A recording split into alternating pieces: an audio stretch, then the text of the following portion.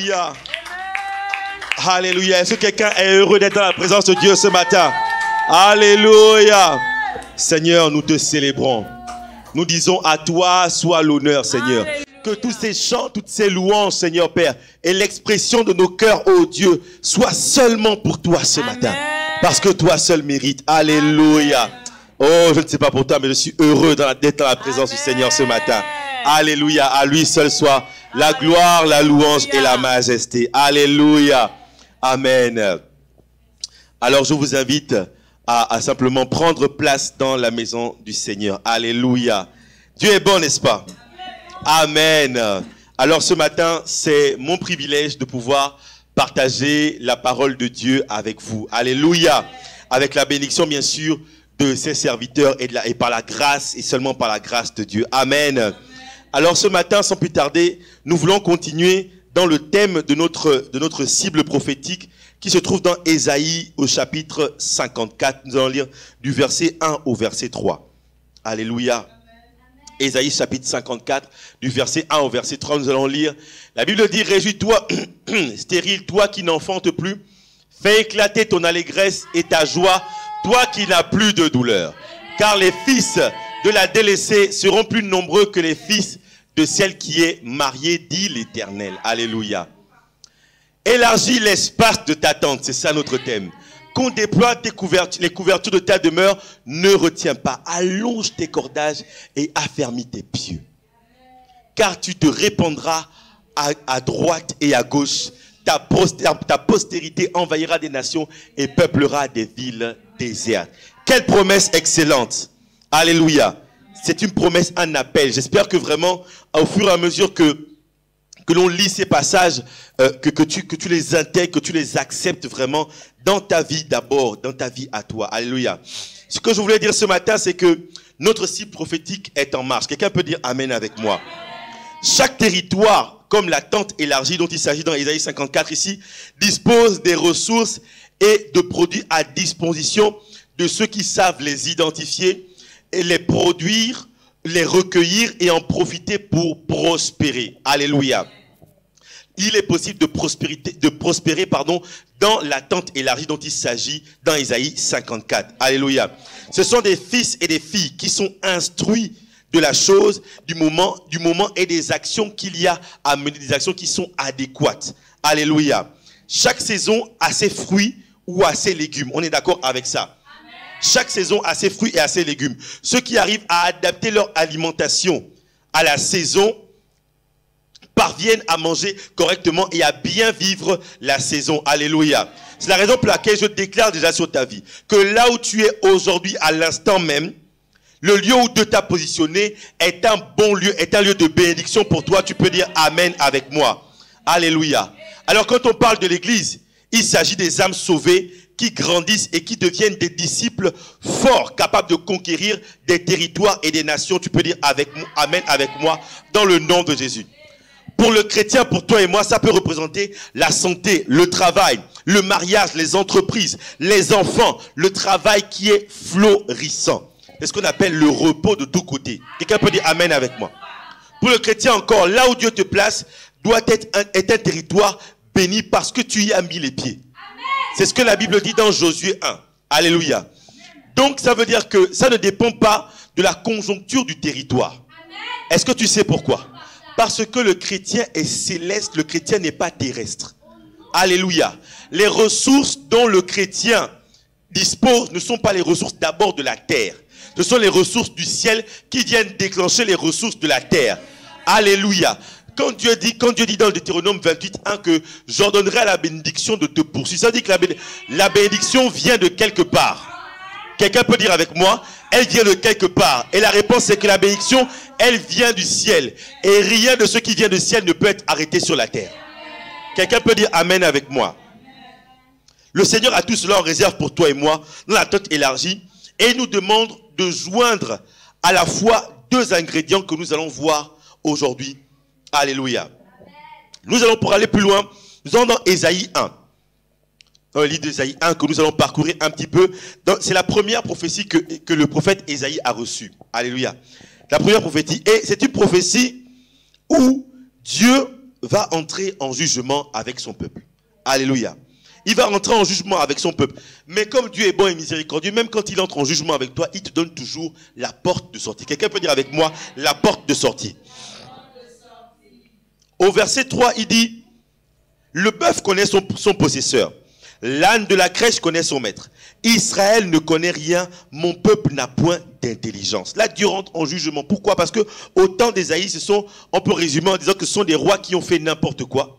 Et Ésaïe a vécu dans un temps où il y a eu des crises politiques, où il y a eu vraiment ce qu'on appelle la décadence spirituelle. C'est-à-dire que le peuple s'est éloigné de Dieu. Et donc Dieu n'a cessé de leur dire, revenez à moi, revenez à moi, revenez à moi. Alléluia. Ce qui va nous intéresser, là où ça devient intéressant, et c'est ce que Jésus est venu faire. Au verset 16, il dit quoi? Il dit, lavez-vous, purifiez-vous, recherchez la justice. Lavez-vous, purifiez-vous, ôtez de devant mes yeux la méchanceté de vos actions. Cessez de faire le mal. Apprenez à faire le bien. Est-ce que dans ta Bible c'est écrit apprenez? Amen. Est-ce que dans ta Bible c'est écrit apprenez? Là, il faut que tu vérifies. C'est écrit apprenez à faire le bien. Ça veut dire que Dieu sait que tu es un enfant dans le royaume de Dieu. Dieu sait que tu as besoin de grandir dans le royaume de Dieu. Et comme Dieu est miséricordieux, il te dit apprends mon enfant. Il te dit apprends. Dieu n'attend pas de toi que tu sois parfait tout de suite. Il dit juste apprends. Juste mets-toi à l'école de faire le bien. Alléluia. Mets-toi à l'école de la parole de Dieu. Mets-toi à l'école du Saint-Esprit. Mets-toi à l'école de la volonté de Dieu. Apprenez à faire le bien. Quelqu'un peut dire amen à cela? Recherchez la justice. Ça veut dire qu'à un moment tu vas trouver la justice. Et puis Dieu va encore te montrer plus de justice. À un moment, tu vas trouver la lumière. Et Dieu va te faire progresser de plus en plus dans sa lumière. Quelqu'un peut dire amen. Protégez l'opprimé. Faites droit à l'orphelin. Défendez la veuve, etc. Venez et plaidons. Comme si vos péchés, plaidons dit l'Éternel, si vos péchés sont comme le cramoisi, ils deviendront blancs comme la neige. S'ils sont rouges comme la pourpre, ils deviendront comme la laine. Si vous avez de la bonne volonté, et si vous êtes docile, vous mangerez les meilleures productions du pays. Mais un peu plus loin, il dit, si vous résistez et si vous êtes rebelles, vous serez dévorés par le glaive, car la bouche de l'Éternel a parlé. Mais ce ne sera pas ton partage ce matin dans le nom de Jésus-Christ. Alléluia. Et donc, Ésaïe a été utilisé pour que Jérusalem soit purifié et pour que le pays retrouve de l'espérance. Pour que le peuple recommence à bien vivre dans ce pays qui est censé être un pays béni pour eux. Et le passage qui va nous intéresser, c'est si vous avez de la bonne volonté et vous êtes docile, vous mangerez les meilleures productions du pays. Donc, comme je disais au début, le pays a des bonnes productions. Amen. Je dirais même que le pays a de meilleures productions. Peut-être que là où tu es, tu as déjà commencé à manger les bonnes productions du pays. Amen. Si tu as commencé à voir les bénédictions de Dieu dans ta vie, si tu as commencé à voir Dieu vraiment agir contre tes ennemis, agir dans ta santé, agir au niveau de tes finances, je dis que tu as commencé à goûter aux bons fruits du pays. Mais Dieu dit, il y a de meilleures productions. Quelqu'un peut dire avec moi, niveau supérieur. Niveau supérieur. Alléluia. Pour arriver au niveau supérieur, il faut déjà rester au bon niveau. Alléluia. Il faut être stable dans le niveau où tu es. Et en plus, et ensuite faire un pas de foi pour arriver au niveau supérieur. Je dirais même un pas d'après ce que Ésaïe 1,19 dit, un pas de bonne volonté et un pas de docilité. Alléluia. Cela signifie que pour nous qui sommes enfants de Dieu, nous qui sommes ici à Bethania, nous devons joindre à la fois deux attitudes de cœur, à savoir la bonne volonté et la docilité ou encore l'obéissance. Alléluia. La docilité qu'on va aussi appeler pour nous l'obéissance facile. Quelqu'un peut dire avec moi obéissance facile. Oh, tu peux le dire avec plus de fois, obéissance facile. Et la Bible dit déjà que toi et moi en Christ, parce que ces bénédictions dont on a parlé dans Ésaïe 1,19 ne sont pas restées dans l'Ancien Testament. Jésus les a ramenées dans le Nouveau Testament et il les a même manifestées, il les a rendues encore plus à notre portée dans le Nouveau Testament. La Bible dit dans Éphésiens 1, du verset 3 au verset 6, si tu as ta Bible, tu peux regarder. Éphésiens 1, du verset 3 au verset 6, le passage qui va m'intéresser, c'est particulièrement le verset 3. Il dit...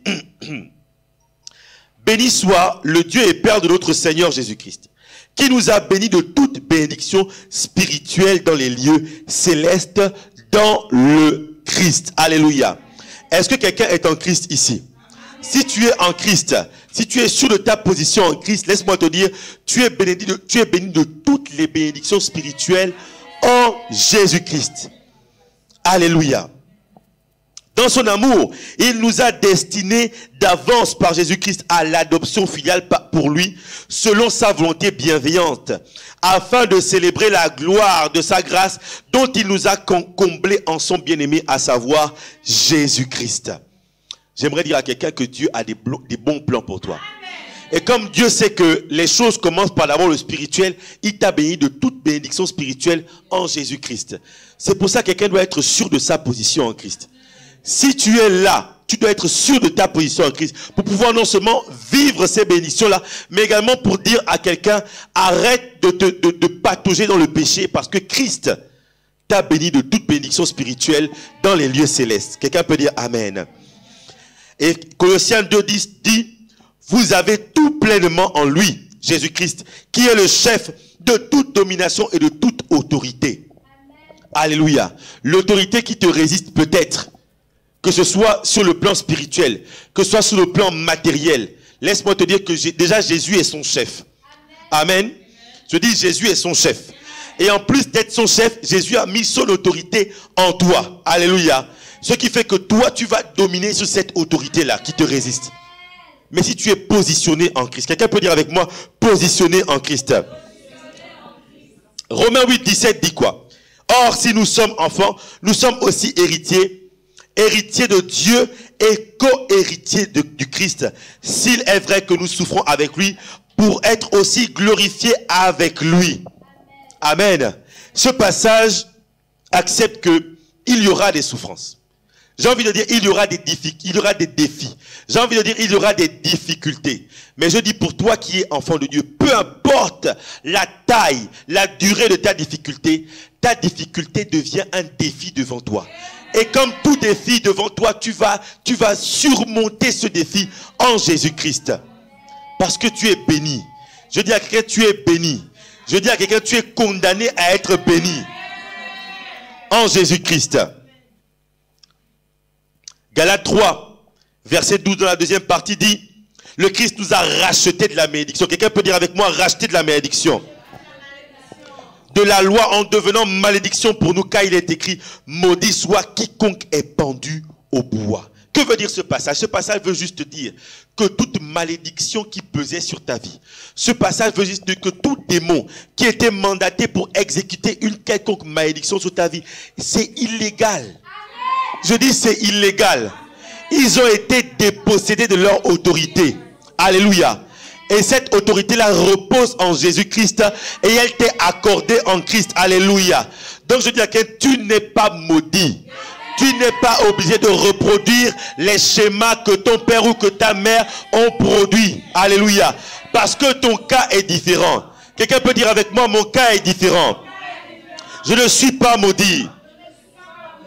Alléluia.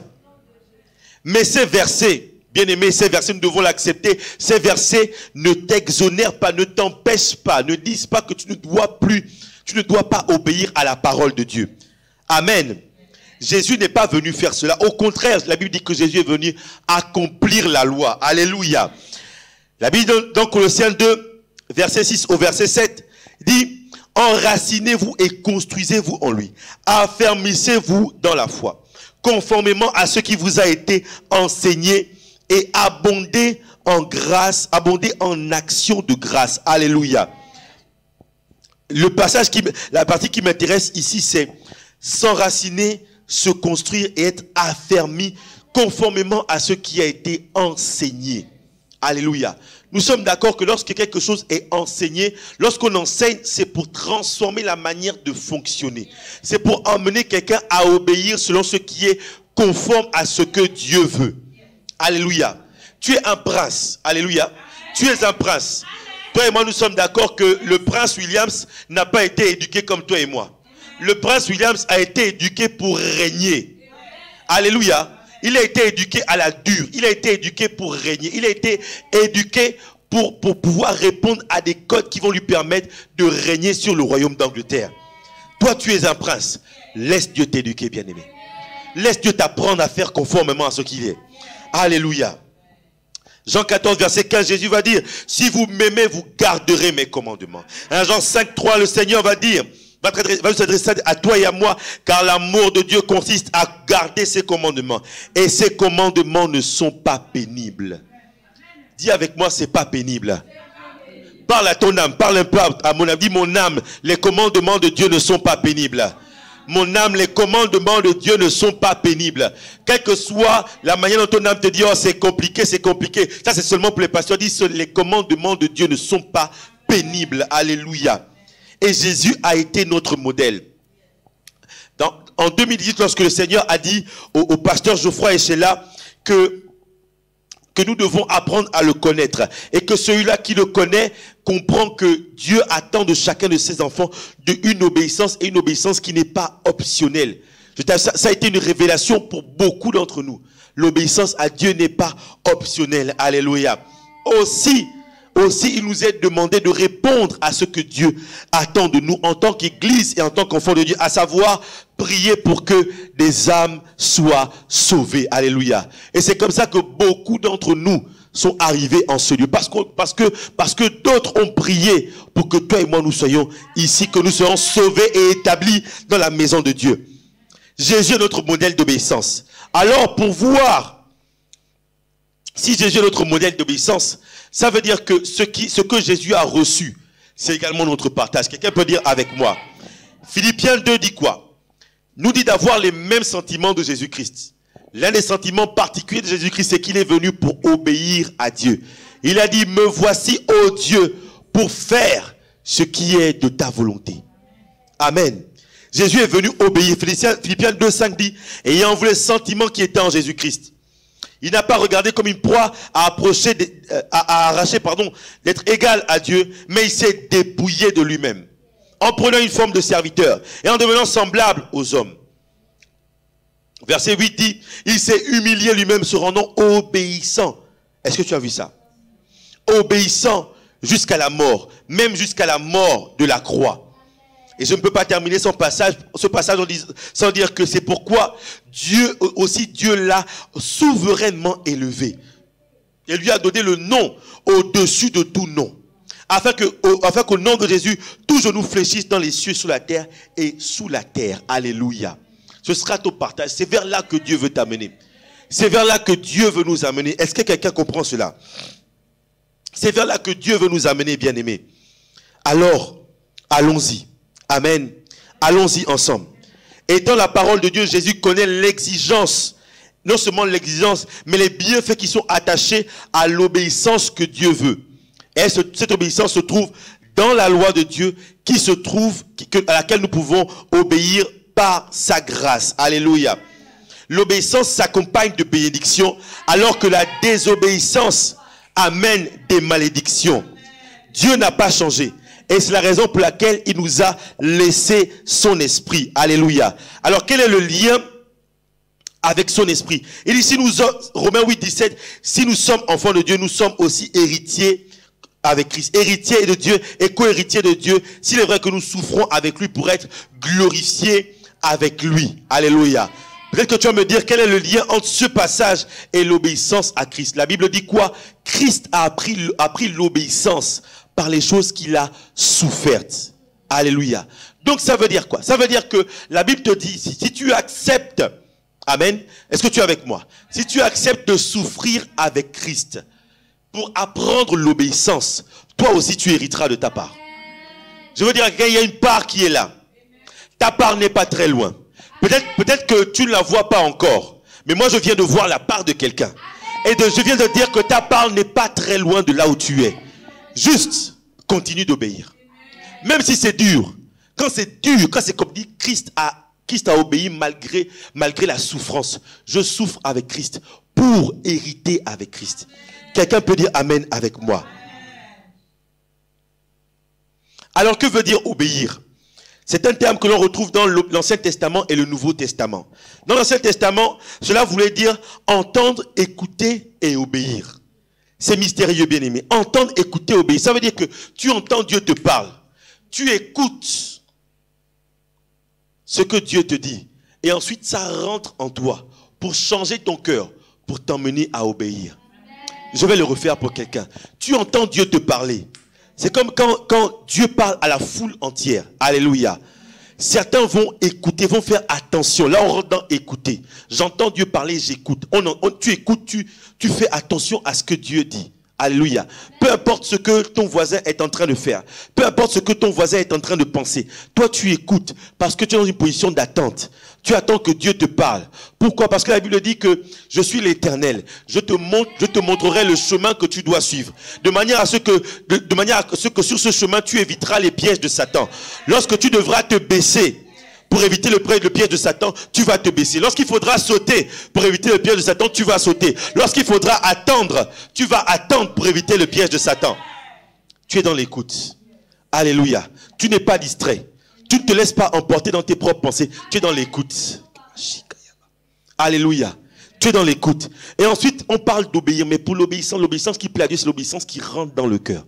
Tu as tellement écouté, médité, réfléchi, c'est rentré dans ton cœur. Et quand ça rentre dans ton cœur, on rentre dans l'obéissance facile. Alléluia. Et c'est l'obéissance que Dieu attend. Dans le Nouveau Testament, upakoé, alléluia, c'est le terme grec qui correspond. Obéissance par l'observation des commandements, l'acquiescement, c'est-à-dire l'acceptation, la soumission, obéissance apportée à des conseils. C'est l'action d'obéir, se soumettre à la volonté de quelqu'un, c'est-à-dire de Dieu ou de ses serviteurs, à un règlement, exécuter un ordre, obéir à ses parents et à la loi. Alléluia. Pour les chrétiens, l'enfant de Dieu, l'obéissance, c'est se soumettre à la volonté de Dieu et l'exécuter quand cela révèle de nous par amour. J'aimerais dire à quelqu'un, tu as ta part à jouer. Tu as ta part à jouer. Alléluia. Et c'est possible parce que tu es enfant de Dieu et parce que l'esprit qu'il y a en toi n'est pas un esprit de désobéissance, mais est un esprit d'obéissance à la parole de Dieu. Alléluia. L'esprit que Dieu a placé en toi, qui est son enfant, est un esprit d'obéissance à la parole de Dieu. J'aimerais dire à quelqu'un, tout cela n'est pas négociable. Quelqu'un peut dire avec moi, c'est pas négociable. Si tu t'y soustrais, cela va entraîner des conséquences qui vont être négatives. Alléluia. Mais si tu t'y conformes, cela va entraîner non seulement que tu vas être stabilisé là où tu es, mais Dieu lui-même va te prendre pour te faire progresser. Parce qu'il va dire, celui-là est conforme à mon fils. Mon fils a appris l'obéissance par les choses qu'il a souffertes. Ce garçon a appris l'obéissance par les choses qu'il a souffertes. Je le connais, il a appris l'obéissance, il peut passer à la classe supérieure. Je veux dire à quelqu'un, la classe supérieure n'est pas loin pour toi. Satisfaire l'obéissance, ça va changer ta vie. Alléluia. Le diable ne veut pas ta réussite. Voici pourquoi beaucoup de gens, même parfois dans certaines soi-disant églises, on va minimiser l'obéissance. On va négliger l'obéissance. On va réduire l'obéissance. On va parler de beaucoup de choses, de tout sauf de l'obéissance. Ça là, Dieu avait prévu ça. Il est écrit, la Bible dit, je crois dans 1 Timothée ou dans 2 Timothée quoi, la Bible dit que des hommes se donneront une foule de prophètes. C'est-à-dire que les hommes vont élever tout un tas de prédicateurs, de soi-disant hommes de Dieu. Parce que le prophète, il fait quoi? Il te parle de la parole de Dieu et parfois il vient parler de ta vie aussi. Il vient t'instruire, mais il ne va pas t'instruire dans la volonté de Dieu parce que c'est toi qui l'as élevé. Alléluia. Mais ce ne sera pas ton partage dans le nom de Jésus-Christ. Donc, le travail de l'ennemi, c'est qu'il vient saboter le travail de Dieu dans ta vie, qui veut t'amener à l'obéissance. Mais ce ne sera pas ton partage dans le nom de Jésus-Christ. Si tu as bien suivi, on a vu que dans l'Ancien Testament, comme dans le Nouveau Testament, l'obéissance est une exigence pour celui-là qui veut marcher avec lui. Alléluia. Donc, quand tu vas parcourir dans Genèse, lorsque Dieu va rencontrer Abraham, l'une des premières choses qu'il va lui dire, je suis l'Éternel Dieu. Il va dire, voici qui moi je suis. Et il va dire, maintenant, marche avec droiture devant moi. L'exigence de Dieu n'a pas changé. Quelqu'un peut dire amen avec moi. Notre référentiel reste Jésus. Alléluia. Et conduit par l'Esprit. Je veux dire à quelqu'un, les choses deviennent simples. l'obéissance devient simple. L'obéissance devient possible lorsque nous sommes conduits par l'Esprit de Dieu. Alléluia. Je veux dire à quelqu'un, la Bible dit dans 1 Samuel 15 au verset 22, que beaucoup d'entre nous connaissent. 1 Samuel 15 au verset 22, la Bible dit, l'Éternel trouve-t-il du plaisir dans les holocaustes et les sacrifices, comme dans l'obéissance à la voix de l'Éternel. Nous, enfants de Dieu, nous aimons bien faire des sacrifices, des holocaustes, etc. Amen.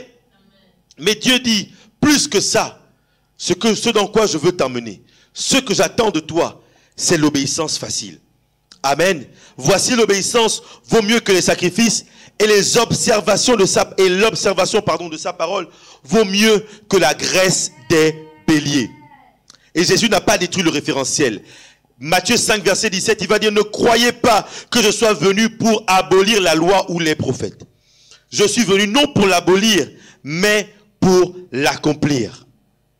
Alléluia. Et dans 1 Jean 5 au verset 3, le Seigneur parle, c'est Jean qui parle, il dit, l'amour de Dieu consiste à garder ses commandements, et ses commandements ne sont pas pénibles, nous l'avons lu tout à l'heure. Donc le chrétien doit toujours faire face aux commandements par l'Esprit de Dieu. Je veux encore dire à quelqu'un ce matin, tu n'as pas été livré. Dieu sait que l'être humain par lui-même n'est pas capable d'obéir à la parole de Dieu. Amen. Si tu es venu ici, ne crois pas que oui, c'est parce que c'est une routine pour toi, ou parce que tu avais prévu, tu avais donné rendez-vous, peut-être tu fais partie de la communication, du protocole, et donc, comme c'est ton jour aujourd'hui, non. Permets-moi de te dire que c'est l'esprit que Dieu a mis en toi, qui a communiqué à ton âme. Frère, lève-toi, il est 6 heures du matin. Prépare-toi, allons à l'église. Alléluia.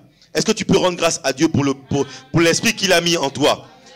Parce que par son esprit, tu vas pouvoir marcher dans son royaume.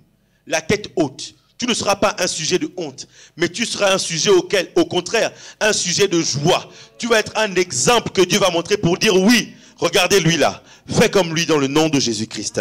Amen. Et tout cela est valable et possible par l'Esprit de Dieu. C'est ce que le bishop Oyedepo va appeler la vie chrétienne qui va être profitable pour toi. Il est temps que quelqu'un arrête de voir sa vie chrétienne comme un fardeau. Amen. Est-ce que c'est déjà arrivé à quelqu'un de voir que la vie chrétienne, toutes les exigences, fais ci, fais ça, fais ci, fais ça, de voir ça comme un fardeau? Ok, il y a 3 mains levées. Que Dieu vous bénisse. Mais je vois encore plus de mains levées. Alléluia. La clé, c'est que nous apprenions à obéir à Dieu. Et la vie chrétienne, tu vas être, comme les jeunes, tu vas vivre ta meilleure vie. Tu vas vivre ta best life. Alléluia. Tu arrêteras de regretter ce que tu vivais dans le passé. Et tu vas commencer à dire, frère, qu'est-ce que tu attends? Donne ta vie à Jésus. Tu vas découvrir la vie en couleur. Et non plus en noir et blanc. Il y a trop d'enfants de Dieu qui vivent la vie en noir et blanc. Alléluia. Mais par l'Esprit de Dieu amène la lumière. Il amène la coloration dans ta vie. Ta vie d'enfant de Dieu. Quelqu'un peut dire Amen. Alléluia. Alors quels sont les apports de l'obéissance? Alléluia. C'est légitime de se demander pourquoi est-ce que je devrais obéir? Surtout pour ceux qui sont très instruits. Qu'est-ce que ça m'apporte? Quand je vois les pécheurs prospérer. Quand on va dans Psaume 73, on va y aller. Psaume 73, David s'est posé la même question. Il avait le même raisonnement. Pourquoi? Parce que il s'est retrouvé dans une situation où il voyait les gens autour de lui prospérer. Alléluia. Il voyait les gens autour de lui prospérer. Il s'est demandé, mais finalement, ça sert à quoi? Pourquoi tout ça? Pourquoi est-ce que moi, je me prends la tête tous les soirs, je me connecte à prier pour que des gens soient sauvés? Pourquoi je me prends la tête à appeler des gens, ah frère, comment ça va? Où est-ce que tu es? Vraiment, ça fait longtemps, etc. Pourquoi est-ce que je me prends la tête à comment dirais-je, aller taper des requêtes, etc. Pourquoi est-ce que je me prends la tête? Il s'est posé cette question-là. Et on trouve ça, Psaume 73, du verset 13. Au verset 13, pardon. Il dit, c'est donc en vain que j'ai purifié mon cœur et que j'ai lavé mes mains dans l'innocence. Chaque jour, je suis frappé. Tous les matins, mon châtiment est là. Si je disais, je veux parler comme eux, voici, je trahirais la race de tes enfants. Quand j'ai réfléchi à cela pour m'éclairer, la difficulté fut grande à mes yeux. C'est compliqué. Alléluia. Qu'est-ce qui est compliqué? Parce qu'il a vu le méchant prospérer sous ses yeux. Il allait jusqu'à dire que, même jusqu'à la mort, le méchant a toujours l'air plus heureux que moi. C'est grave, hein? Il dit que même le méchant qui est allongé là dans son cercueil, il est mieux sapé que moi. Il y a un problème. Est-ce que tu peux dire, il y a un problème? Il y a quelque chose que je ne comprends pas. Alléluia. Mais la clé, c'est quoi? Il a dit, au verset 16, toujours, et au verset 17, pardon, il dit, jusqu'à ce que j'eusse pénétré dans les sanctuaires de Dieu. Jusqu'à ce que tu sois arrivé dans ce lieu aujourd'hui, maintenant, dans la présence de Dieu. Alléluia. Et il va dire, lorsque je suis entré dans le sanctuaire de Dieu, et que j'eusse pris garde au sort final des méchants. Parce que finalement, dans cette vie, ce qui va compter, c'est la fin. Amen. C'est la ligne d'arrivée. Là où Dieu est bon, c'est que non seulement il va t'apprendre il va te faire bien vivre tout au long du chemin, mais en plus, la ligne d'arrivée, toi tu vas arriver, comme disent les jeunes, tu vas arriver au calme. Alléluia. Pendant que d'autres vont trembler à la ligne d'arrivée, et ils sont nombreux, on les connaît. On sait que quand la fin arrive, là ils commencent à paniquer. Alléluia. Ça commence à devenir compliqué. On commence à nous chercher, nous les enfants de Dieu. Toi tu vas arriver à la ligne d'arrivée au calme. Dieu va t'accueillir les bras ouverts. Alléluia. Aujourd'hui, Dieu va t'accueillir les bras ouverts. Lorsque Étienne était lapidé, la dernière chose que Étienne a dit quoi? Il a dit, je vois Dieu. Je sais que Dieu m'attend. C'est ma patrie, c'est tout ce que j'ai attendu de ma vie. Alléluia. Mais là où Dieu est bon et miséricordieux, c'est que tu ne vas pas attendre là-bas. Ça va commencer maintenant. Quelqu'un peut dire Amen avec moi. Lisons. Oui, tu les places dans des voies glissantes. Alléluia. Tu les fais tomber et les mets en ruine. Et quoi? En un instant, les voilà détruits. Ils sont enlevés, anéantis par une fin soudaine. Comme un songe percé dans les entrailles. Alléluia. Et il va terminer au verset 28 en disant, pour moi, m'approcher de Dieu, c'est mon bien. Je place mon refuge dans le Seigneur, l'Éternel, afin de raconter toutes tes œuvres. Je veux dire à quelqu'un, si tu as des œuvres à raconter, ça veut dire que Dieu a fait quelque chose dans ta vie. Voilà comment quelqu'un a dit, je place mon refuge dans le Seigneur. Quelqu'un a dit, tous les jours j'habiterai dans la maison de l'Éternel. Quelqu'un a dit que heureux celui-là que Dieu choisit pour faire entrer dans sa maison. Ça veut dire que si tu habites dans la maison de l'Éternel, c'est que Dieu t'a choisi. Dieu t'a scanné et dit, toi tu es conforme. Reste dans ma maison. Alléluia. Et quand tu restes dans sa maison, la Bible dit que tu vas raconter toutes les œuvres que Dieu a faites dans ta vie. Et tu ne vas pas juste les raconter parmi les saints, tu vas les raconter parmi les pécheurs. Et c'est comme ça qu'un pécheur va dire, je veux ton Dieu. Alléluia. Je place mon refuge dans le Seigneur afin de raconter toutes tes œuvres. Et je veux dire à quelqu'un croyant que l'obéissance et la docilité payent et agissons par la grâce de Dieu. Alléluia. Alors qu'a apporté l'obéissance à Jésus? L'élévation et le nom qui est au-dessus de tous les noms. Nous l'avons lu dans Philippiens 2 du verset 5 au verset 8. Alléluia. L'obéissance, je veux dire à quelqu'un que l'obéissance à la parole de Dieu, cela va t'apporter la force pour la conquête et la vie longue. Nous lisons cela dans Deutéronome 11 au verset 8. Ce passage est pour toi. Ne sois pas effrayé quand tu vas dire vous observerez. Dis au contraire, ça c'est mon affaire entre le Saint-Esprit et moi. Alléluia. Le Saint-Esprit est ton entraîneur. Alléluia. Est-ce que tu peux dire Saint-Esprit, tu es mon entraîneur? Saint-Esprit, tu es mon entraîneur. Saint-Esprit, tu es mon enseignant.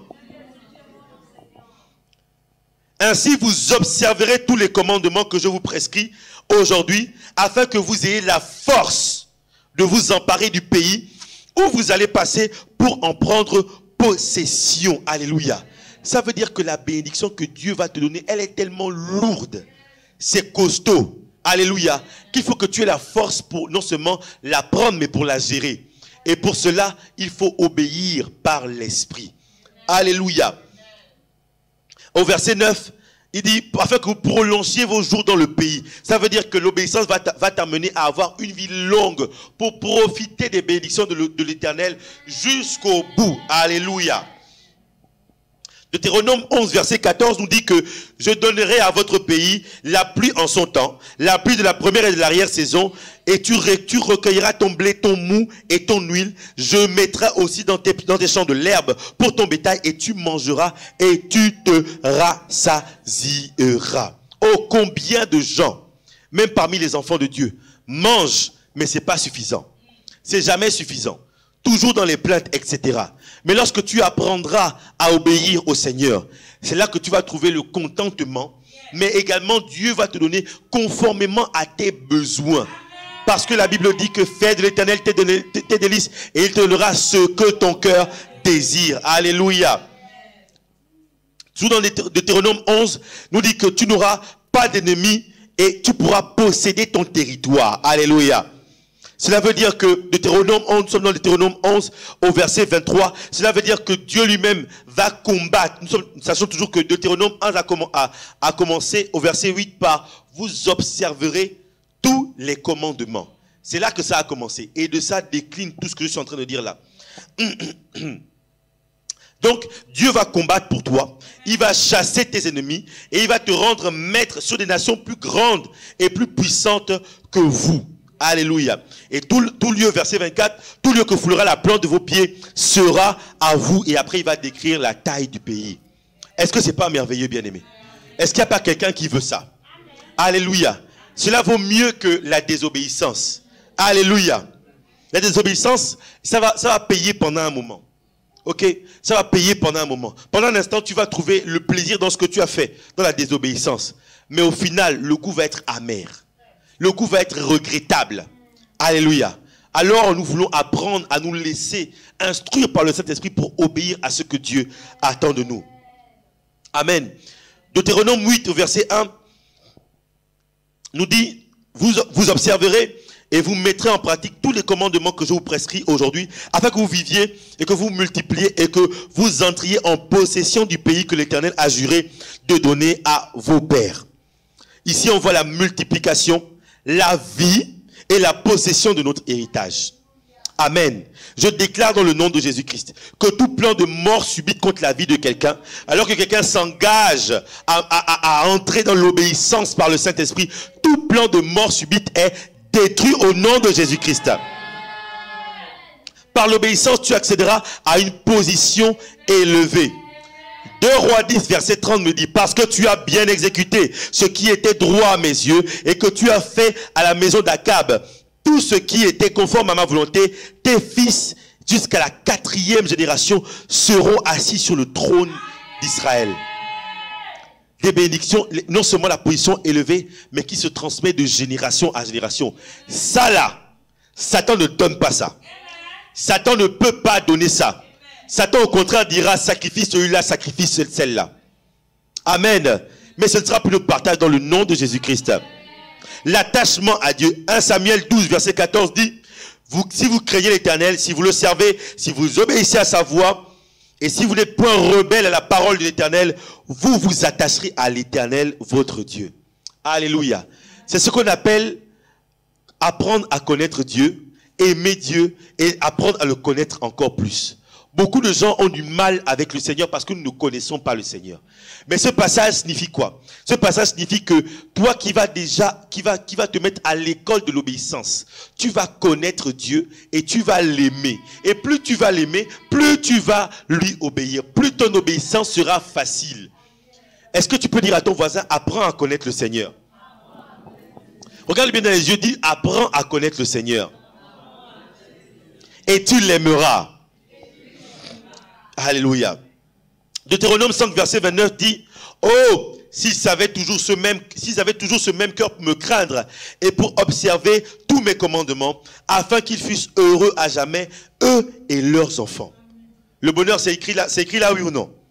Est-ce que c'est ça dans ta Bible? Le bonheur t'est réservé en Jésus-Christ. Parce qu'en Jésus-Christ, Jésus t'a transmis l'esprit de l'obéissance qui est en lui. Amen. La justice de Dieu.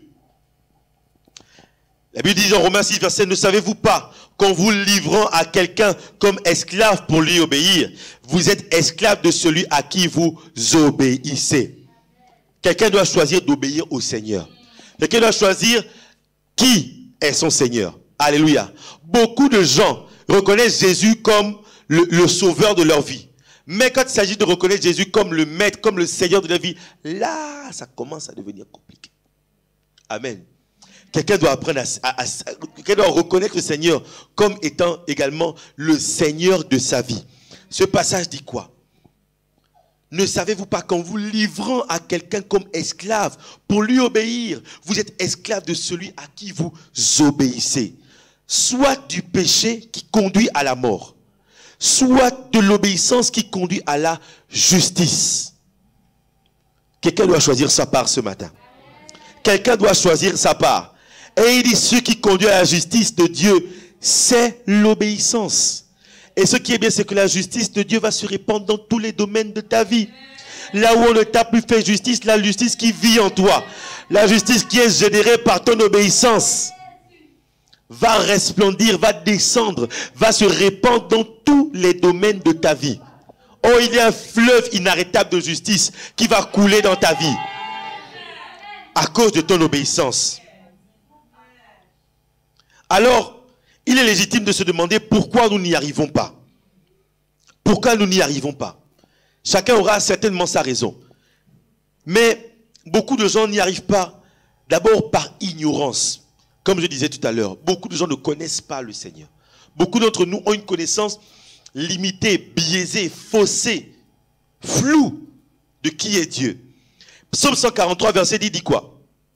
Psaume 143, verset 10 dit: enseigne-moi à faire ta volonté, car tu es mon Dieu. Que ton bon esprit me conduise sur la voie droite. Car tu es mon Dieu. Quand il dit car tu es mon Dieu, il veut dire par là que je sais que tu es mon Dieu. Et que si tu es mon Dieu et que moi je suis ton enfant, ta créature, ma place, ma part, c'est de t'obéir, Seigneur. Et je sais que tu me conduis sur la voie droite. Comme nous l'avons dit depuis plusieurs semaines, beaucoup de gens parfois donnent l'impression que Dieu les conduit sur une fausse voie, ou une mauvaise voie, ou une voie compliquée, ou une voie qui va les amener dans un trou. Mais je dis à quelqu'un, efface cette image de toi. Efface cette image. Ne l'accepte pas. David était sûr, il dit, je sais que tu me conduis sur la voie droite. Même si le chemin est compliqué. Même si le chemin est plein d'épines, même si je traverse la vallée de l'ombre de la mort, même si je suis dans un bateau ou en plein milieu d'une tempête, il dit, tu me conduis sur la voie qui est droite. Et Jésus est venu continuer en disant, il a dit, large est le chemin qui mène à la perdition, mais étroit et caché est le chemin qui mène à la vie, et peu le trouvent. J'ai une bonne nouvelle pour quelqu'un. Demande à ton voisin, est-ce que tu es prêt pour la bonne nouvelle? Est-ce que tu es prêt pour la bonne nouvelle? Je dis, tu as trouvé le chemin qui mène à la vie. Par l'obéissance à Dieu, tu as trouvé le chemin qui mène à la vie. Ce chemin est étroit, mais David dit, c'est une voie qui est droite. Alléluia. Tu ne chancelleras pas. Tu n'iras ni à gauche ni à droite. Tu seras toujours fier de marcher dans la voie de Dieu. Parce que tu es conduit par le bon berger lui-même. Alléluia. Beaucoup ont une mauvaise compréhension ou une non-acceptation de ce que Dieu leur demande. La résistance dans le cœur. Beaucoup n'ont pas de désir profond d'obéir à Dieu. Quand je parle de désir profond, on doit revenir comment dirais-je, à la définition, le mot hébreu de l'obéissance. On a dit, c'est non seulement entendre Dieu, mais en plus prendre le temps de l'écouter avant que ça descende dans le cœur. Quand ça descend dans le cœur, là on parle d'un désir profond de l'obéir. Et beaucoup n'ont pas ce désir profond-là d'obéir à Dieu. Beaucoup ont juste entendu, beaucoup ont juste écouté, mais ils n'ont pas laissé descendre. Je prie que, alors que la parole de Dieu est en train de sortir, je prie que tu puisses ouvrir ton cœur à Dieu, faire plus de place au Seigneur, de manière à ce que l'obéissance puisse descendre jusque dans ton cœur. Alléluia. Que va dire la Bible dans Ézéchiel 28 au verset 2? Parlant de l'ennemi. Il dit, fils de l'homme, dit au prince de Tyr. Ça parle en réalité de celui-là qui était Lucifer et qui est devenu Satan. Ainsi parle le Seigneur, l'Éternel, ton cœur s'est élevé. Tu as dit, je suis le Dieu, je suis assis sur le siège de Dieu au sein des mers. Toi, tu es un homme, tu es homme et non Dieu. Tu prends ta volonté pour la volonté de Dieu. Je ne sais pas si c'est déjà arrivé à quelqu'un de prendre sa volonté pour la volonté de Dieu. Je ne sais pas si c'est déjà arrivé à quelqu'un de vouloir imposer à Dieu sa volonté. Quand tu veux imposer à Dieu ta volonté, c'est que tu prends ta volonté pour la volonté de Dieu. Mais que cela ne soit plus notre partage dans le nom de Jésus-Christ. Notamment parce que ça, c'est le même reproche que Dieu a fait à Satan. Et on connaît la fin de Satan. Que Dieu nous préserve de ça au nom de Jésus-Christ. Amen. L'incrédulité. Dieu peut-il demander, c'est quand on se pose la question, est-ce que Dieu peut me demander une chose aussi bizarre, aussi indigne de ma personne, de mon rang? C'est l'histoire de Naaman le lépreux. Naaman, la Bible dit que dans 2 Rois 5 au verset 9, on va prendre 2 Rois 5 au verset 9. La Bible dit, concernant Naaman, qui était un homme riche, quelqu'un qui avait une haute position. C'est comme, parfois, nous arrivons devant au Seigneur, nous avons, voilà, moi j'ai mes principes, moi je marche comme ça, mes décisions c'est comme ça, moi quand j'ai pris une décision, c'est comme ça, c'est terminé. Moi je suis quelqu'un, si tu me fais ça, tu vas recevoir ta correction instantanément. Moi c'est du tac au tac, moi je ne blague pas, etc. Moi ceci, moi cela, moi ceci, moi cela. Les principes. J'avais un pote, on l'appelait Freddy 1000 principes. Il avait toujours un principe pour tout. Alléluia. Naaman était un homme riche, avec une position. On voit Naaman va avec ses chevaux et son char. C'est-à-dire qu'il y avait Naaman, ses chevaux, et puis il y avait des gens autour de lui qui l'accompagnaient. Ok? Mais Naaman avait un besoin. Il s'arrêta à la porte de la maison d'Élisée. Élisée lui fit dire à un messager, va et lève-toi, lave-toi, 7 fois dans le Jourdain. Ta chair redeviendra saine et tu seras pur. Et regardez la réaction de Naaman. Naaman s'est énervé. Il dit, mais Naaman fut irrité et il s'en alla en disant, voici, je me disais, il sortira vers moi, il se présentera lui-même, il invoquera le nom de l'Éternel son Dieu, il agitera sa main sur la place et guérira le lépreux. Pourquoi? Parce que Naaman était lépreux. Bien-aimé, qui a le problème? Est-ce que c'est Dieu ou est-ce que c'est toi? Amen. Finalement, qui a le problème? En fait, il y a deux. Il y en a un qui a le problème, il y en a un qui a la solution. Alléluia. Que celui qui a le problème suive celui qui a la solution. Amen. Que celui qui a le problème suive celui qui a la solution. Et Naaman va aller plus loin, il va dire, les fleuves de Damas, l'Abana et le Parpar, ne valent-ils pas mieux que toutes les eaux d'Israël? Là, il faisait appel à ce qu'il a connu. Je veux dire à quelqu'un, ne fonctionne pas suivant ce que tu as connu et qui n'a pas marché. Parce que pour le coup, je crois que ces fleuves, il allait se baigner là-dedans. Je crois, hein? C'est pas écrit, mais je crois. Et ça n'a pas marché.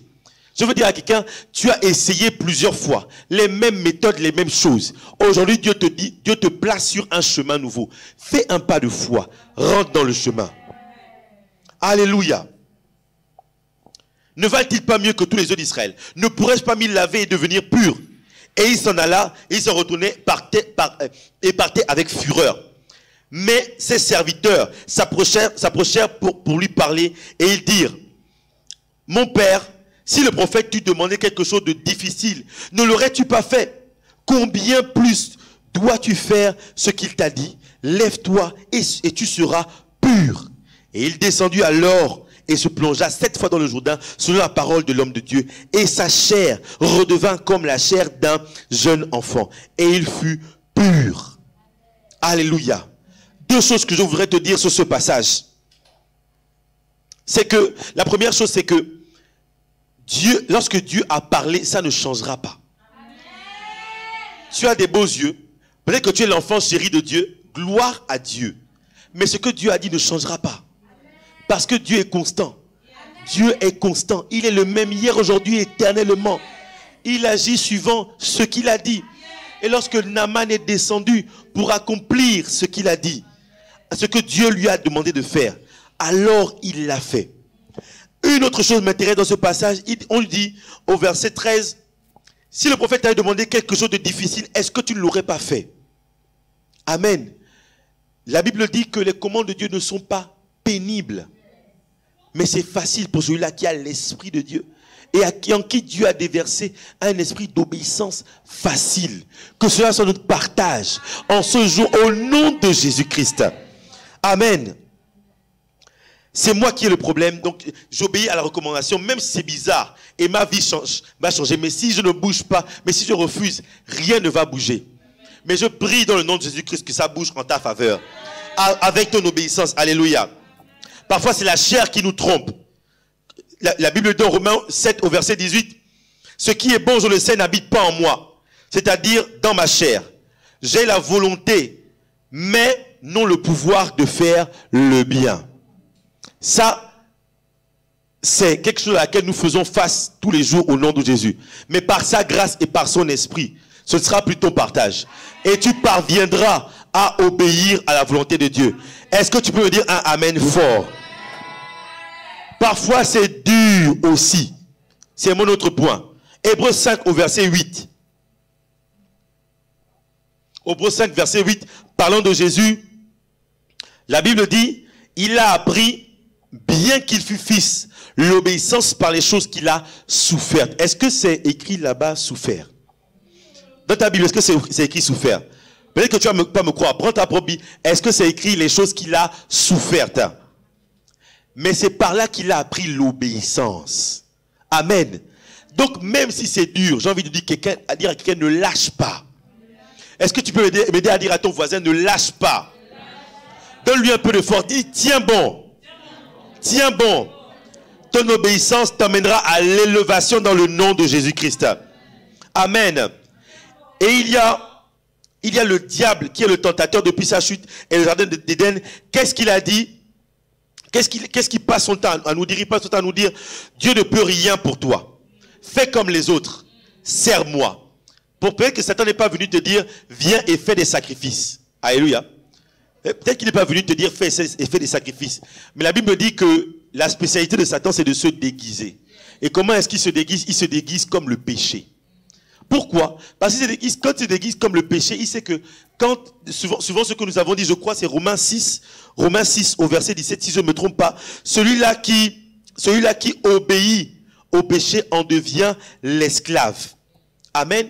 Celui-là qui obéit au péché en devient l'esclave. Donc lorsque tu obéis, lorsque Satan se déguise comme le péché, il t'emmène à lui obéir pour que tu sois son esclave. Alléluia. Est-ce que tu es avec moi? Donc, ne cède pas au tentateur.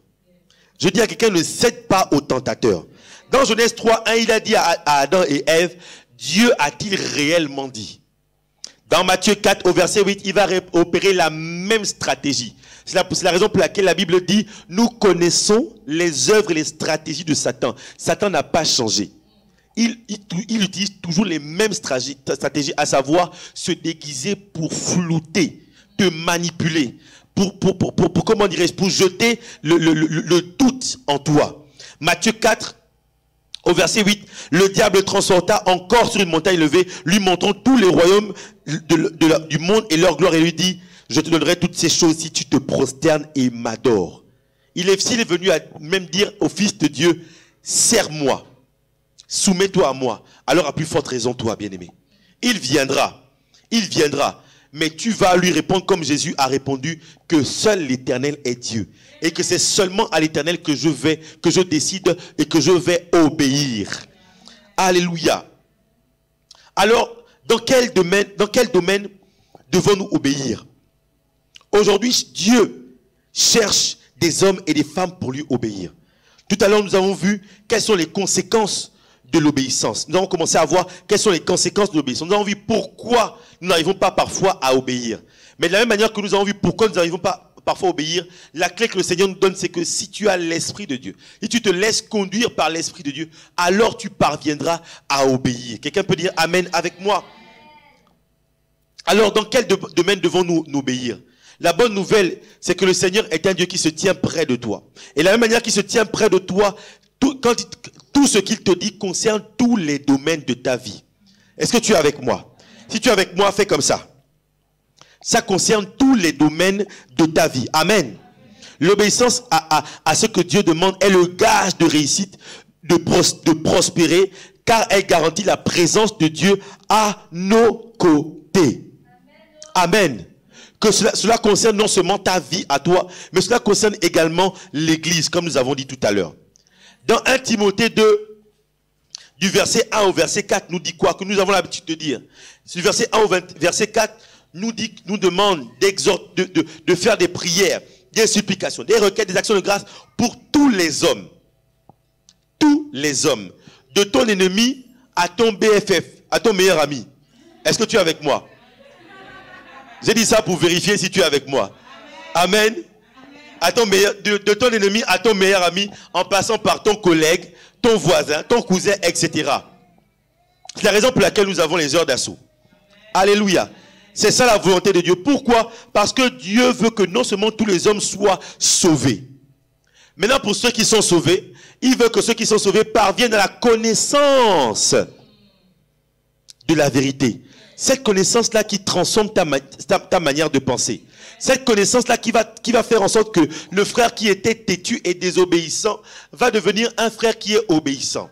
Cette connaissance qui va faire que le frère qui résistait à la parole de Dieu qui dit un seul homme pour une seule femme va devenir l'homme le plus fidèle de la terre. Cette connaissance de la vérité qui va faire que le frère qui était un pied dehors, un pied dedans, à cause de ta prière, va devenir un frère qui est fidèle et qui prospère dans le Seigneur. C'est pour ça que Dieu a besoin de ta prière. Matthieu 6, 33 dit, recherchez premièrement le royaume et la justice de Dieu, et toutes ces choses vous seront données par-dessus tout. Alléluia. Donc, Dieu recherche des hommes et des femmes qui vont obéir à cela. Comme nous l'avons dit toute cette semaine, ta vie a du prix aux yeux de Dieu. Si Dieu veut t'emmener à l'obéissance, c'est parce qu'il va décorer ta vie et faire de ta vie un tableau exposé, un panneau autoroutier par lequel tous les hommes vont passer et voir sa gloire. Quelqu'un peut dire Amen. Mais Dieu ne peut pas t'exposer s'il n'a pas vérifié que tu es obéissant. Alléluia. Je prie que si tu es vraiment à l'étape d'obéissance par rapport à un sujet, que tu puisses dire au Seigneur, Seigneur, j'accepte. Seigneur, j'abandonne la bataille. J'accepte de t'obéir et je sais que c'est possible par ton esprit. Quelqu'un peut dire Amen. Pour toute l'Église, il s'agit d'honorer Dieu en accomplissant sa volonté en toute soumission. Quelqu'un peut dire Amen avec moi. Jacques 4 au verset 7 va dire quoi? Un verset très important. Il va dire, soumettez-vous donc à Dieu et résistez au diable, et il fuira loin de vous. Quelqu'un peut dire avec moi, loin de vous. Il faut faire le choix pour croire, il faut faire le choix de croire pour obéir. Et j'insiste sur ce point, parce que beaucoup de gens pensent juste que croire, ça reste dans le cœur. Est-ce que tu es avec moi? Beaucoup de gens disent, oui, j'ai la foi, ça reste dans le cœur. Mais la Bible parle de l'obéissance de la foi. Ça veut dire que la foi que tu as doit te pousser à aller jusqu'à obéir à ce que Dieu te dit. Amen. On parle ici d'une foi qui est descendue jusqu'à ton cœur. D'une foi qui fait que tu as accepté, une foi qui fait que ce que Dieu t'a dit, tout ton être l'a accepté. Et maintenant, tu vas aller obéir. Est-ce que tu es avec moi? Soumettez-vous donc à Dieu, résistez au diable et il fuira loin de vous. Il faut faire le choix de croire pour obéir. Et c'est ce que Dieu a demandé aux Hébreux avant d'entrer dans leur terre promise. Et j'ai une bonne nouvelle pour toi. Est-ce que tu es prêt pour la bonne nouvelle? Est-ce que ton voisin est prêt pour la bonne nouvelle? La bonne nouvelle, c'est que nous sommes également à l'entrée de la terre promise. Nous sommes à l'entrée de la terre promise. Et alors, je veux dire à quelqu'un que celui qui a commencé à obéir s'enfonce encore plus dans l'obéissance. Amen. Et je veux dire que celui-là qui jouait encore un peu à son obéissance puisse venir à Dieu et crier, Seigneur, je veux obéir. Seigneur, j'accepte d'obéir. Alléluia. Et lorsque Dieu parle d'obéissance, il parle non seulement d'obéissance à sa parole, quelqu'un peut dire Amen. Il parle d'obéissance comment dire, il parle d'obéissance à ses instructions. Quelqu'un peut dire Amen. Mais il va également parler d'obéissance à ceux-là qu'il a placés devant toi et devant moi. Amen. Ceux-là qu'il a placés devant toi et devant moi. Dieu a toujours fonctionné comme cela. Il y a sa parole et il y a ceux qu'il a placés devant toi et devant moi. Dans l'ancien temps, dans l'ancienne période, dans l'ancienne ère, beaucoup de gens n'ont pas accepté, notamment ici au niveau de l'église, n'ont pas accepté d'obéir au conducteur que Dieu a placé devant eux. Mais est-ce que tu peux dire avec moi, c'est avant? Ça, c'est avant. On ne dit pas ça pour remuer le couteau dans la plaie. On dit ça au contraire, comme un bon papa qui dit, le chemin que tu es en train d'emprunter là, je sais où ça va, sors de là. Alléluia. 1 Pierre 5,5 dit quoi? Dit soumettez-vous, soyez soumis aux anciens. Sachant que les anciens sont ceux qui dirigeaient l'église. Le premier des anciens, c'est notre pasteur. Ensuite, il y a nos responsables. Il y a ton responsable d'activité. Alléluia. Ce que Dieu attend de toi, ce n'est pas d'être rebelle ou de contester ou de toujours donner ton avis. Tu peux donner ton avis, mais toujours dans la soumission. On appelle ça la suggestion. Alléluia. Soyez soumis aux anciens. Et ainsi de suite. Hébreux 13 au verset 17. Ça, c'est un verset que Dieu lui-même m'a révélé. Parce que quand j'ai commencé, une fois, j'avais écouté une prédication et puis on parlait de soumission aux hommes. J'ai dit, mais lui, il sort ça d'où? Et là, Dieu m'envoie dans Hébreux 13, 17. Petit, va lire. Va lire. Toi, prends ta Bible, va lire. Et il m'emmène dans Hébreux 13, 17. Obéissez à vos conducteurs et ayez pour eux de la déférence. Alléluia. C'est ce que Dieu attend de chacun d'entre nous. Et c'est répété dans plusieurs passages. 1 Thessaloniciens 5, 17. Jean 10, 40. Également, tu iras lire. Pourquoi Dieu demande ça de ta part? Parce que dans 2 Chroniques, 20, 20. Lisons dans 2 Chroniques 20, 20. 2 Chroniques 20, chapitre 20. La deuxième partie du passage qui m'intéresse, il dit, à leur départ, Josaphat se présenta et dit, écoutez-moi, Juda et habitants de Jérusalem. Écoutez, peuple de Béthania. Amen. Écoutez, peuple de Béthania, peuple qui entendez cette parole. Confiez-vous en l'Éternel, votre Dieu, et vous serez affermis. Et il va rajouter, confiez-vous en ses prophètes, vous réussirez dans le pays que Dieu t'a donné. Pourquoi? Parce que, ici on parlait de prophètes, mais à ceux-là qui sont censés t'instruire, t'apporter la parole, Dieu leur communique ce qu'il te faut pour que tu sois heureux dans ce pays. Est-ce que quelqu'un veut être béni dans le pays que Dieu a pour lui? Alors cela fait partie de l'obéissance que Dieu attend de nous. Alléluia. Alors pour ce matin, nous sommes presque arrivés à la fin. Ce que je veux dire à quelqu'un, c'est choisi d'obéir. Quelqu'un peut dire avec moi, je choisis d'obéir. Alors je ne peux pas terminer ce passage, terminer ma prédication de ce matin sans t'emmener dans Deutéronome 28. Alléluia. Alors que nous allons prendre Deutéronome 28, je vais t'inviter à te lever vraiment et nous allons partager la parole de Dieu. J'en proclamer ce que Dieu dit dans Deutéronome 28. C'est une promesse. Est-ce que tu peux dire avec moi promesse? Je vais t'inviter à te lever. C'est une promesse. Là, tu vas vivre un temps avec le Seigneur. Alléluia. C'est un temps personnel que tu vas vivre avec le Seigneur. La Bible dans Deutéronome 28. Hop, je vais commencer au verset 2.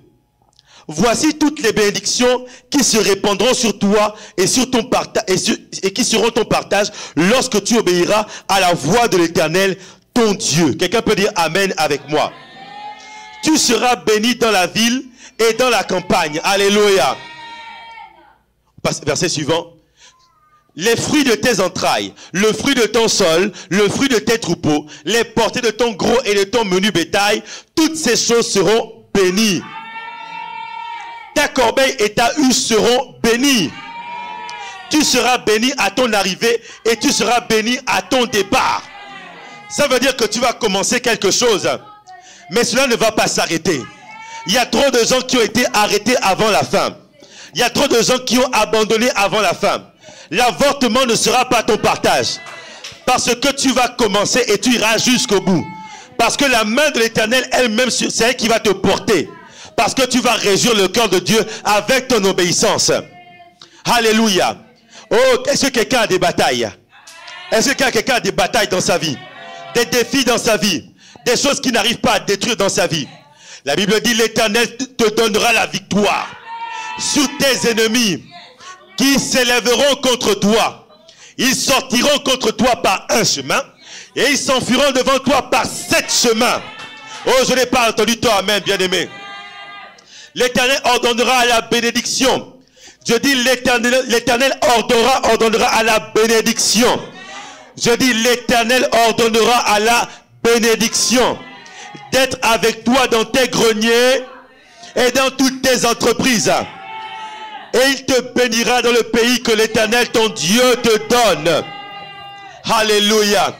Tu seras pour l'Éternel un peuple saint, comme il te l'a juré, lorsque tu observeras les commandements de l'Éternel, ton Dieu, et que tu marcheras dans ses voies.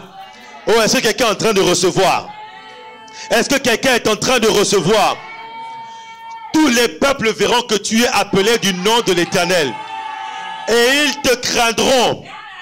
Quelqu'un va devenir ici un panneau d'affichage pour Dieu. Un panneau qui annonce ce que Dieu a fait. Un panneau qui annonce comment Dieu veut que l'on marche. Un panneau qui annonce que Dieu est fidèle. Un panneau qui annonce que Dieu guérit encore. Un panneau qui annonce que Dieu donne des enfants. Un panneau qui annonce que Dieu établit dans le pays. Un panneau qui annonce que Dieu est fidèle. Un panneau qui annonce que Dieu est le Dieu de ceux qui le servent. Un panneau qui annonce que Dieu est le Dieu de ceux qui l'aiment. Alléluia. Verset suivant. L'Éternel te comblera de bien, en multipliant le fruit de tes entrailles, le fruit de tes troupeaux et le fruit de ton sol, dans le pays que l'Éternel a juré à tes pères et de te donner. L'Éternel ouvrira son bon trésor, le ciel pour envoyer à ton pays la pluie en son temps et pour bénir tout le travail de tes mains. Est-ce que tu es prêt? Est-ce que tu es prêt? Dieu a dit à ton sujet, à cause de ton obéissance, parce que tu as laissé l'esprit d'obéissance travailler en toi, Dieu dit à ton sujet, tu prêteras à beaucoup de nations et tu n'emprunteras point. Peut-être que tu crois que c'est impossible. Je dis à quelqu'un, bannis l'incrédulité. Sois un homme, une femme de foi. Accepte que c'est ce que Dieu va faire. S'il faut que ce soit toi qui ouvres des banques, tu vas ouvrir des banques. Je dis à quelqu'un, tu vas devenir un financier de l'évangile. Dieu va t'établir comme quelqu'un qui déploie les finances pour que l'évangile avance dans toutes les nations. Est-ce que tu es avec moi? Dis Amen. À cause de ton obéissance. La Bible dit de toi, l'Éternel fera de toi la tête et non la queue. Tu seras toujours en haut et non, ne seras jamais en bas. Lorsque tu obéiras au commandement de l'Éternel, ton Dieu, et que je te prescris aujourd'hui, lorsque tu les observeras et les mettras en pratique, et que tu ne t'étonneras ni à droite ni à gauche. Quelqu'un peut dire avec moi, ni à droite ni à gauche. Ni à droite ni à gauche. De tous les commandements que je vous donne aujourd'hui, pour aller après d'autres dieux et pour les servir. Alors là où tu es, vraiment commence à rendre grâce à Dieu. Dis Seigneur, mon obéissance doit augmenter. Seigneur, mon obéissance doit augmenter. Mon obéissance doit augmenter. Mon obéissance doit augmenter. Alléluia. Alléluia. Alléluia. Merci Seigneur. Je ne peux pas terminer ce moment sans vraiment donner l'opportunité à quelqu'un de rentrer dans la famille de ceux-là qui sont destinés à obéir à Dieu. Nous avons vu qu'il faut être fils de Dieu pour obéir à Dieu. La Bible dit dans Romains 10, du verset 9 au verset 10. Romains 10. C'est l'opportunité que je veux donner à quelqu'un. Romains 10, du verset 9, verset 10, dit, si tu confesses de ta bouche le Seigneur Jésus, ça veut dire si tu acceptes Jésus comme le Seigneur de ta vie, c'est-à-dire comme celui-là à qui tu dois obéir. Et si tu crois dans ton cœur que Dieu l'a ressuscité des morts, alors tu seras sauvé. Est-ce que tu es avec moi? Alors c'est un moment vraiment important. Je veux donner à quelqu'un l'opportunité de rentrer dans la lignée de ceux-là qui peuvent obéir à Dieu. Alors je vais vous demander simplement de baisser la tête. Là où tu es, tu peux baisser la tête et tu peux juste regarder dans ta propre vie. Est-ce que Jésus est établi dans ta vie? Peut-être que tu considères Jésus comme le sauveur, celui-là qui pardonne tes péchés, mais pas comme celui-là qui doit diriger ta vie. Alors je vais te donner l'opportunité, si tu veux juste prier avec moi, c'est une prière faite du cœur pour confesser. Si tu veux le faire avec moi, je vais juste t'inviter à lever la main vers le Seigneur pour te signaler à Dieu et dire: Seigneur, ce matin, c'est de moi qu'il s'agit. Je veux te donner ma vie. Je veux te reconnaître comme le Seigneur de ma vie. Je te laisse juste quelques instants. Regarde ta propre vie. C'est un moment personnel, bien-aimé. Je vais vous inviter, si juste on peut baisser la tête. C'est un moment personnel entre Dieu et toi. Tu peux lever la main vers le ciel et dire: Seigneur, j'accepte de faire partie de ceux-là qui doivent t'obéir. Dieu est en train de toquer à ta porte. Laisse Dieu rentrer. Laisse Dieu rentrer. Signale-toi à Dieu. Tu peux juste lever ta main et nous allons prier avec toi. Tu peux juste lever ta main et nous allons prier avec toi. Dieu veut que tu lui ouvres la porte. Lui-même va t'aider à obéir. Lui-même va t'aider. Alléluia. Lui-même va t'aider. Nous allons déclarer ensemble cette prière. Dieu Tout-Puissant, merci pour ma vie. Je reconnais que pour moi, tu as envoyé Jésus-Christ à la croix pour mes péchés. Il a souffert, il a versé son sang, il est allé dans le tombeau.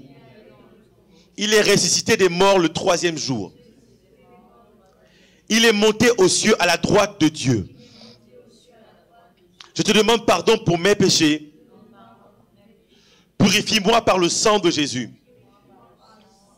Je crois que je suis pardonné et justifié par son sang.